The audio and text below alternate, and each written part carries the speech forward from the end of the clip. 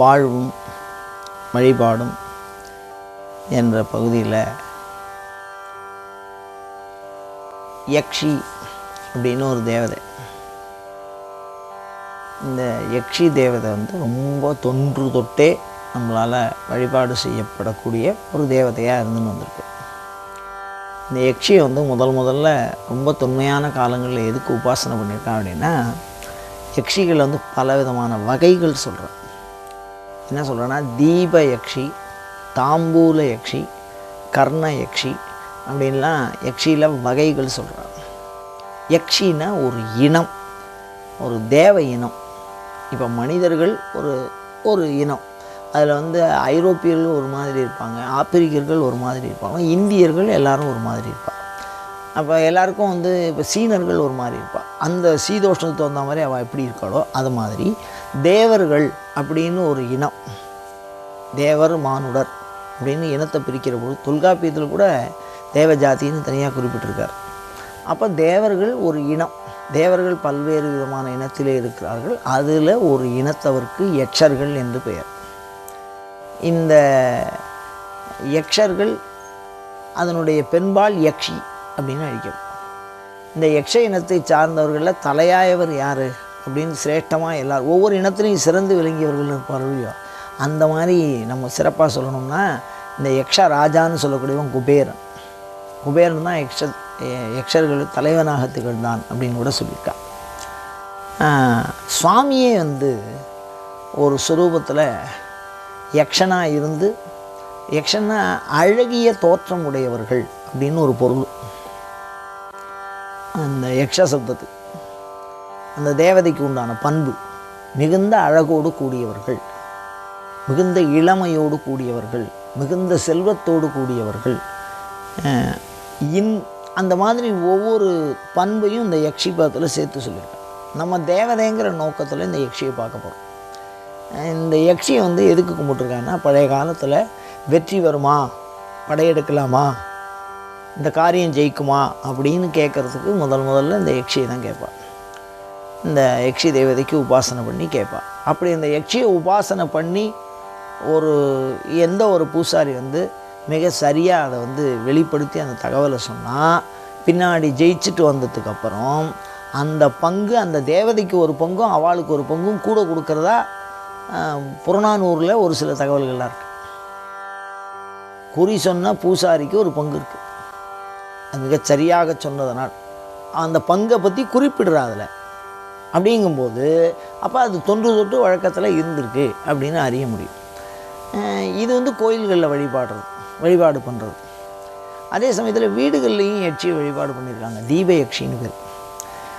சாயந்தரத்தில் ரொம்ப பழைய காலத்துலலாம் தூதுக்காகவும் பொருளுக்காகவும், பொருள் வகை பிரிவு, தூது வகை பிரிவு, அது மாதிரி பயில்வதற்காகவும் ஒரு இடத்த விட்டு வேறு ஒரு இடத்துக்கு போகிறபோது அவளுக்கெல்லாம் நல்லபடியாக இருக்காளா, எங்கே சாப்பிட்டா, என்ன தூங்கினா அப்படின்னு தெரியாத போது வீட்டில் இருக்கக்கூடிய மங்கையர்கள் அந்த கவலையை குறித்து தன்னை காப்பாற்றிக்கிறதுக்கு, அந்த கவலை இல்லாமல் அதனுடைய தகவல்களை பெறுவதற்கு இந்த யக்ஷியை பயன்படுத்தியிருக்காங்க.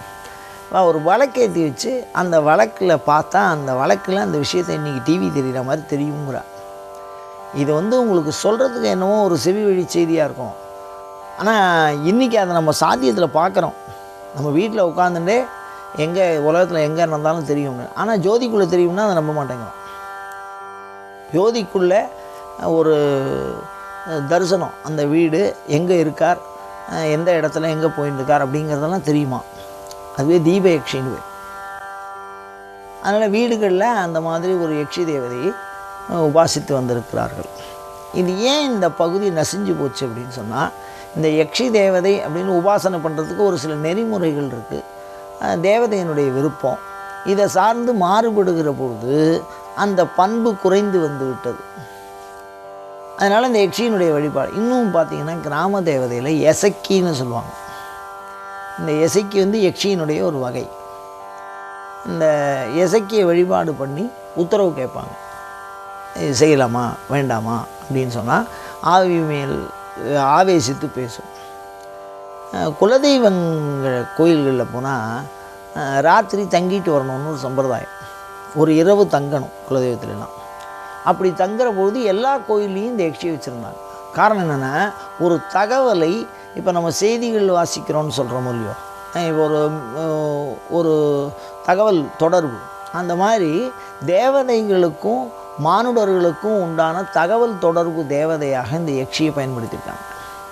அது சொப்பனத்தில் வந்து சொல்லும், இந்த பலன் இந்த மாதிரி நடக்கும், இது நடக்காது அப்படின்னு ஒரு வாக்கு சொல்லும்.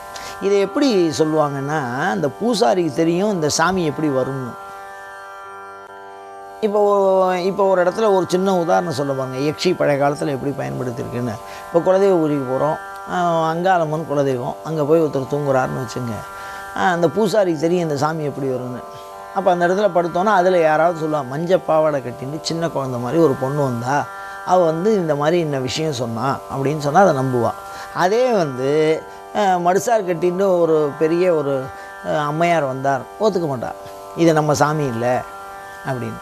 அப்போ நம்ம சாமி இப்படி தான் வரும் அப்படின்னு அந்த பூசாரிகளுக்கு, அந்த குலதெய்வ பூசாரிகளுக்கு தெரியும். அப்படி தெரியறதுக்கு இந்த யக்ஷியை உபாசனை பண்ணியிருக்கா.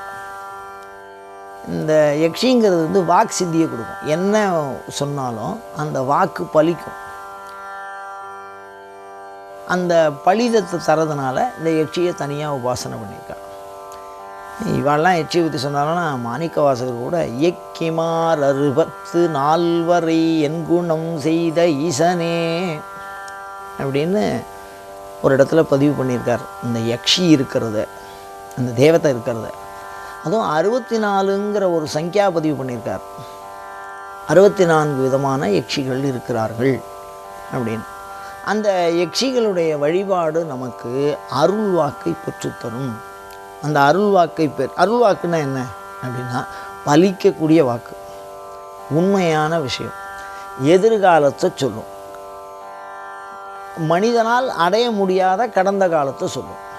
போன பிறவியில் இந்த பாவம் பண்ணினா அதனால் உனக்கு இந்த பிரச்சனையினால் நீ பாதிக்கப்பட்டிருக்க, இந்த பிரச்சனையை தீர்க்கிறதுக்கு இந்த பலன் அப்படின்னு அதுவாக சொல்லிடும். அந்த மாதிரி ஒரு கருத்தை, ஒரு பண்பை வளர்ப்பதற்கு உரிய ஒரு தேவதை யக்ஷி. அந்த தேவதை எல்லா குலதெய்வ கோயிலையும் இருக்குங்கிறார். இவர்கள் தானாக வலிய வந்து உதவுவார்கள் அறத்தை செய்பவர்களுக்குன்னு சொல்கிறார். ஒரு தர்மத்தை நம்ம அனுஷ்டானம், நம்மளுடைய குல தர்மத்தை நம்ம முறையாக அனுஷ்டானம் பண்ணுறோம்னா இந்த தேவதையை உபாசனை பண்ணாமலே தானாகவே முன் வந்து உதவும்னு சொல்கிறார். வலிய வந்து உதவக்கூடிய ஒரு பண்பு இந்த யக்ஷிக்கு உண்டு. தர்மமாக இருக்கிறவாளுக்கு கலங்கம் வரும்போது தானே முன்னின்று அதை அறிவிப்பாலாம். அதை பற்றி நிறைய இடங்களில் தர்மசாஸ்திரங்களில் குறிப்பு இருக்குது. அப்படிப்பட்ட அந்த யக்ஷியை அறத்தோடு வாழ்ந்து அந்த யக்ஷியை மந்திர வழியிலேயோ அல்லது உபாசனை வழியிலேயோ வழிபட்டு நாம் நமக்கு தேவையான பாதையை தெளிவு கொள்ள முயல்வோமாக.